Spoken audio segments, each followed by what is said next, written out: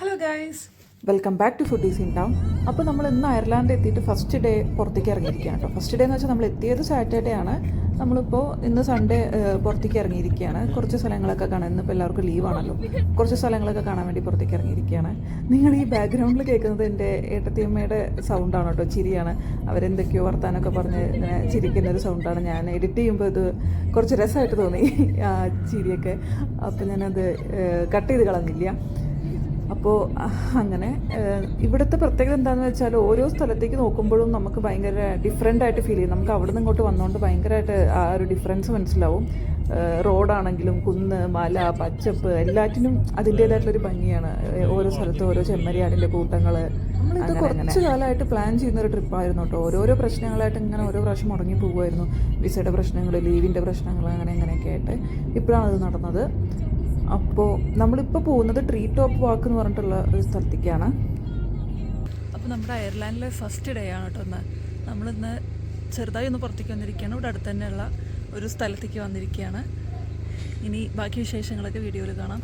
ഇവിടെ ഭയങ്കര തണുപ്പാണ് കേട്ടോ. നമ്മൾ വിചാരിച്ച പോലെ, നമ്മൾ ഇറങ്ങുമ്പോൾ വിചാരിച്ചത് ഇവിടെ അത്ര തണുപ്പൊന്നുമില്ല എന്നുള്ളൊരു രീതിയിൽ വളരെ സിമ്പിളായിട്ടൊരു ജാക്കറ്റ് കൊണ്ടാണ് വന്നത്. പക്ഷേ അത്യാവശ്യം നല്ല രീതിയിൽ നല്ല തണുപ്പുണ്ട്. അപ്പോൾ നമ്മൾ ഫസ്റ്റ് വന്നിരിക്കുന്നത് അയർലാൻഡിൽ തന്നെ ഒരു ഫേമസ് ടൂറിസ്റ്റ് അട്രാക്ഷൻ സ്പോട്ടിലോട്ടാണ് കേട്ടോ. വിക്ലോയിലെ tree top walk and viewing ടവറാണ് കേട്ടോ ഇപ്പോൾ നമ്മളുള്ളത്. ഇതൊരു 1.4 കിലോമീറ്റർ വാക്ക് വേ ആണ്. അതായത് ബേസിക്കലി ഇതൊരു എസ്റ്റേറ്റ് ആണ്, പക്ഷേ ഫീൽസ് ലൈക്ക് ഫോറസ്റ്റ് എന്നൊക്കെ പറയില്ല, അതുപോലെ ചുറ്റും വലിയ വലിയ ചെടികളും മരങ്ങളും ഒക്കെ, പക്ഷികളുടെ സൗണ്ട് എല്ലാം. പക്ഷേ അതിൻ്റെ നടുവിൽ കൂടെ ഒരു ബ്രിഡ്ജ്, അതിൽ കൂടെ നമുക്ക് നടന്നിട്ട് നമുക്കിത് ഫുള്ള് കാണാനും ഫുള്ള് ആസ്വദിക്കാനും ഒക്കെ പറ്റുന്ന ഒരു സ്ഥലം. നമ്മൾ ഇങ്ങോട്ടുള്ള ടിക്കറ്റൊക്കെ വരുന്നതിന് മുന്നേ തന്നെ ഓൺലൈനായിട്ട് എടുത്ത് വെച്ചിട്ടുണ്ടായിരുന്നു കേട്ടോ. അതുകൊണ്ട് നമുക്ക് ആ ഒരു പ്രോസസ്സൊന്നും ഉണ്ടായിരുന്നില്ല. പിന്നെ ഭയങ്കര ഒരു റഷുള്ളൊരു സ്ഥലമൊന്നുമല്ല. കുറേ നേച്ചർ ലവേഴ്സ്, പക്ഷികളുടെ സൗണ്ടൊക്കെ ഇഷ്ടപ്പെടുന്നവർ, കുട്ടികളായിട്ട് വരുന്നവരൊക്കെയാണ് ഇവിടെ കൂടുതൽ വിസിറ്റ് ചെയ്യുന്നത് കേട്ടോ. പിന്നെ അതുപോലെ തന്നെ ഈ നേച്ചർ ലവേഴ്സിന്, പക്ഷികളെയൊക്കെ നിരീക്ഷിക്കുന്നവർക്കൊക്കെ ഭയങ്കര ആപ്റ്റായിട്ടുള്ളൊരു സ്പോട്ടാണ് കേട്ടോ. അവർക്കൊക്കെ വന്നു കഴിഞ്ഞാൽ ഭയങ്കരമായിട്ട് ഇഷ്ടപ്പെടും ഈ ഒരു സ്പോട്ട്. പിന്നെ ഇതിൻ്റെ ഏറ്റവും ടോപ്പിലെത്തിക്കഴിഞ്ഞാൽ, അതേ ആ കാണുന്ന ആ ഏറ്റവും എൻഡിലെത്തിക്കഴിഞ്ഞാൽ നമുക്ക് ഫുൾ ഈ ഒരു വിക്ലോ ടൗണും കാണാൻ പറ്റും കേട്ടോ. കാരണം ചുറ്റും മരങ്ങളും ഭയങ്കര ബ്യൂട്ടിഫുൾ ആയിട്ടുള്ളൊരു സീനറി അവിടെ നമുക്ക് കാണാൻ പറ്റും. പിന്നെ ഈ ഒരു പ്ലേസ് ഇൻട്രസ്റ്റിംഗ് ആക്കാൻ വേണ്ടിയിട്ട് അവർ ഇതിലൊക്കെ തന്നെ കുറച്ച് കുട്ടി കുട്ടി ഗെയിംസ് ഒക്കെ വെച്ചിട്ടുണ്ട് കേട്ടോ. ഗെയിംസ് എന്ന് പറഞ്ഞു കഴിഞ്ഞാൽ കുഞ്ഞു കുട്ടികൾക്ക് മാത്രമല്ല നമുക്കൊക്കെ ചെയ്യാൻ പറ്റുന്ന, മറ്റേ കയറിൽ കൂടെ നടക്കുന്നത്, അങ്ങനെ കുറേ ഗെയിംസ് ഒക്കെ ആഡ് ചെയ്തിട്ടുണ്ട്. അതുപോലെ തന്നെ ഈ ഓരോ ഇൻഫർമേഷൻസ്, ഓരോ ബേർഡ്സിനെ പറ്റിയിട്ടുള്ള ഓരോ ഇൻഫർമേഷൻസ്, അവരുണ്ടാക്കുന്ന സൗണ്ട് എങ്ങനെയാണ് എന്നൊക്കെ ഉള്ളത് ഒക്കെ ഭയങ്കര ഇൻട്രസ്റ്റിംഗ് ആയിട്ട് ഇവർ ഈ ബ്രിഡ്ജിൽ തന്നെ ഓരോരോ ഭാഗത്ത് ഓരോരോ കോർണറിലാക്കിയിട്ടൊക്കെ ഇങ്ങനെ സെറ്റ് ചെയ്ത് വെച്ചിട്ടുണ്ട്. അതൊക്കെ ഭയങ്കര ഇൻട്രസ്റ്റിംഗ് ആയിട്ട് തോന്നി കേട്ടോ. ഇത് കഴിഞ്ഞ് നമ്മൾ ഇതിൻ്റെ തൊട്ടടുത്ത് തന്നെയുള്ള ഒരു വാച്ചിങ് ടവറിലേക്കാണ് എത്തിയിട്ടുള്ളത് കേട്ടോ. നമ്മുടെ ഫോറസ്റ്റ് ഫ്ലോറിൽ നിന്ന് 38 മീറ്റേഴ്സ് ഹൈറ്റിലാണ് ഈ ഒരു വാച്ചിങ് ടവർ നിൽക്കുന്നത്. അതുപോലെ തന്നെ നമ്മൾ ഈ ഒരു ഹൈറ്റിൽ കയറിക്കഴിഞ്ഞാൽ ഏറ്റവും ടോപ്പിലെത്തിക്കഴിഞ്ഞാൽ നമുക്ക് തിരിച്ചിറങ്ങണം എന്നില്ല കേട്ടോ. അതേ കാണുന്നൊരു ടണൽ പോലത്തെ ഒരു സംഭവം കണ്ടില്ലേ, ഇത് കൂടെ നമുക്ക് സ്ലൈഡ് ചെയ്തിട്ടും പോരാം. പക്ഷെ ഇത് ഭയങ്കര കുത്തനെ വരുന്നത് കൊണ്ട് എനിക്ക് ധൈര്യമില്ലാത്തതുകൊണ്ട് ഞാൻ അതിനകത്ത് കയറിയില്ല. ഇതിൻ്റെ ടോപ്പിൽ എത്തിക്കഴിഞ്ഞാൽ നമ്മൾ ചുറ്റും നോക്കിയാൽ കിട്ടുന്നൊരു വ്യൂ ആണ് കേട്ടോ ഈ കാണുന്നത്. നമ്മുടെ വിക്ലോ ടൗണിൻ്റെ 360 ഡിഗ്രി വ്യൂ നമുക്ക് ഈ ടോപ്പിൽ നിന്ന് കിട്ടും എന്നാണ് കേട്ടോ ഇവർ പറയുന്നത്. ഞാൻ കുറച്ച് പിക്ചേഴ്സൊക്കെ ഇവിടെ ആഡ് ചെയ്തിട്ടുണ്ട് അവിടെ നിന്ന് എടുത്തത്. അപ്പോൾ അവിടെ നിന്ന് നമ്മളത് കഴിഞ്ഞ് ഈ ബ്യൂട്ടിഫുൾ സീനറിയൊക്കെ കണ്ട് കഴിഞ്ഞ് നമ്മൾ ലേശം ഫുഡൊക്കെ കഴിച്ച് നമ്മൾ നമ്മുടെ നെക്സ്റ്റ് സ്പോട്ടിലോട്ട് പോയിക്കൊണ്ടിരിക്കുകയാണ് കേട്ടോ. ഇപ്പോൾ നമ്മളിത് ഇനി നെക്സ്റ്റ് പോകാൻ പോകുന്നത് ഗ്ലെൻഡലോ എന്ന് പറഞ്ഞിട്ടൊരു സ്ഥലത്തേക്കാണ് കേട്ടോ. നമ്മളത് കാറിൽ കയറി അങ്ങോട്ട് പോയിക്കൊണ്ടിരിക്കുകയാണ്. ഇവിടുത്തെ സ്ഥലങ്ങളൊക്കെ ഭയങ്കര ഡിഫറെൻ്റ് ആയിട്ട് തോന്നുന്നുണ്ടല്ലോ. ഇപ്പോൾ ഇവിടുത്തെ വീടുകളും ഒക്കെ നമ്മൾ ഈ ചിത്രത്തിലൊക്കെ വരയ്ക്കുന്ന വീട് പോലെ തന്നെ തോന്നുന്നുണ്ടായിരുന്നു. അതായത് ഒരു മേൽക്കൂര, 2 ജനൽ, ഒരു വാതിൽ, അങ്ങനെയൊക്കെ ആയിട്ട്. അപ്പോൾ നമ്മൾ നമ്മുടെ നെക്സ്റ്റ് സ്ഥലത്തേക്ക് പോയിക്കൊണ്ടിരിക്കുകയാണ്. ഭയങ്കര ഒരു നേച്ചർ ഫ്രണ്ട്ലി ആയിട്ടുള്ളൊരു സ്ഥലത്തേക്കാണ് നമ്മൾ പോയിക്കൊണ്ടിരിക്കുന്നത്. അപ്പോൾ കൂടുതൽ ഡീറ്റെയിൽസൊക്കെ ഞാൻ അവിടെ എത്തിയിട്ട് കാണിക്കാം. നമ്മളിതേ അങ്ങനെ നമ്മുടെ സ്പോട്ടിലെത്തിയിട്ടുണ്ട്, ഗ്ലെൻഡലോയിലെത്തിയിട്ടുണ്ട്. ഇവിടെ ചെറിയൊരു ലേക്കൊക്കെ പോലുള്ളൊരു സംഭവം ഉണ്ടായിരുന്നു. ഞാൻ എൻ്റെ കാലൊക്കെ നനയ്ക്കാമെന്നൊക്കെ വിചാരിച്ച് വലിയ കാര്യത്തിലൊന്ന് തൊട്ട് നോക്കിയതാണ്. പക്ഷേ ഭയങ്കര തണുപ്പാണ്. പിന്നെ ഞാൻ അതുപോലെ തന്നെ തിരിച്ചിരുന്നു. ഭയങ്കര നേച്ചർ ഫ്രണ്ട്ലി ആയിട്ടുള്ളൊരു സ്ഥലമാണ് കേട്ടോ. ഭയങ്കര നമ്മുടെ നാട്ടിലെ പോലെ എന്ന് പറയാൻ പറ്റില്ല, പക്ഷെ ഭയങ്കര ഒരു ഭംഗിയുള്ള കുറച്ച് സ്ഥലങ്ങളൊക്കെ കണ്ടു. കുറേ മരങ്ങൾ, കുറേ കിളികളുടെ സൗണ്ട്, കുറേ ഭയങ്കര ഡിഫറെൻ്റ് ആയിട്ടുള്ള കുറച്ച് പൂക്കളുകൾ, അങ്ങനത്തെ കുറേ സംഭവങ്ങളൊക്കെ കണ്ടിട്ട് നമ്മൾ നടക്കുമായിരുന്നു. ഇത് അവിടെ നിന്ന് കണ്ട കുറച്ച് ഇൻഫോർമേറ്റീവ് ആയിട്ടുള്ള കാര്യങ്ങളൊക്കെ അതിൽ ആഡ് ചെയ്യുന്നുണ്ട്. ആർക്കെങ്കിലും വേണമെങ്കിൽ അവിടെ പോസ് ചെയ്തിട്ട് വായിച്ച് നോക്കിയാൽ മതി. അങ്ങനെ നമ്മൾ കുറച്ചധികം ടൈം ഇവിടെ സ്പെൻഡ് ചെയ്തു കേട്ടോ. കുറേ ഫോട്ടോസും വീഡിയോസൊക്കെ എടുത്തു, കുറേ നേരം ഉണ്ണിയുടെ കൂടെ കളിച്ചു. അങ്ങനെ അതൊക്കെ കഴിഞ്ഞ് നമ്മൾ നമ്മുടെ നെക്സ്റ്റ് സ്ഥലത്തോട്ട് പോയിക്കൊണ്ടിരിക്കുകയാണ്. അപ്പോൾ ഇവിടെ വന്നിട്ട് മനസ്സിലായൊരു കാര്യം എന്താണെന്ന് വെച്ചാൽ ഇവരൊക്കെ ഭയങ്കരമായിട്ട് നേച്ചറിന് ഭയങ്കര ഇമ്പോർട്ടൻസ് കൊടുക്കുന്ന ആൾക്കാരാണ്. ഈ പച്ചപ്പ്, ഹരിതാപം എന്നൊക്കെ പറയില്ലേ.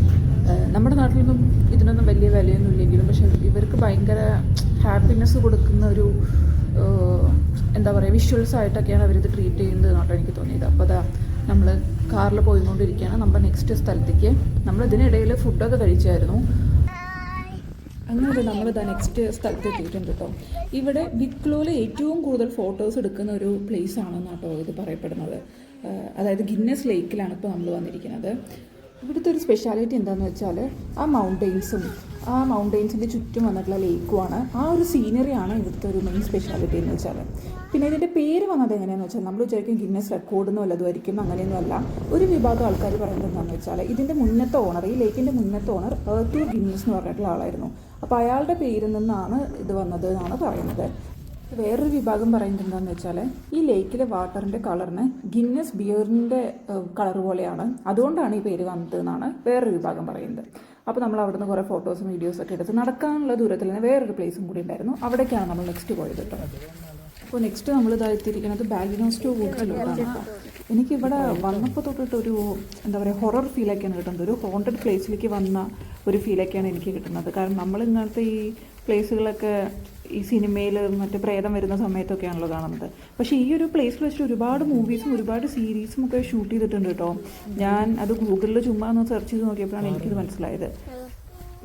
ഇതെന്ന് വെച്ചാൽ ഒരു 3.7 കിലോമീറ്റർ നമുക്ക് നടക്കാനുള്ളൊരു സ്പേസ് ഉണ്ട്. അത് നടക്കാനുള്ള സ്ഥലമാണെങ്കിലും ഫുള്ളി നമുക്കൊരു വാക്ക് വേ ഒക്കെ അവർ ഉണ്ടാക്കി വെച്ചിട്ടുണ്ട് കേട്ടോ.